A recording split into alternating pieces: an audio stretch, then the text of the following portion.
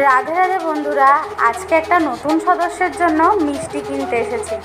এই দেখো আমাদের নতুন সদস্য। আমার পিসি বাড়িতে আজ গোপাল প্রতিষ্ঠা করেছে। বৃন্দাবন থেকে নিয়ে আসা গোপাল, কত সুন্দর।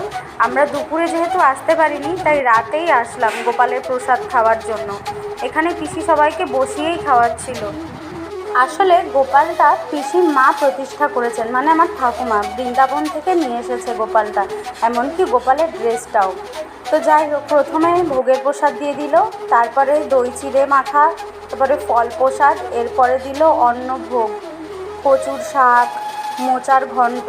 খুবই সুন্দর হয়েছিল রান্না। আর প্রসাদ ব্যাপারে আর আলাদা করে কি বলবো, অমৃতের মতনই লাগছিল সব রান্না।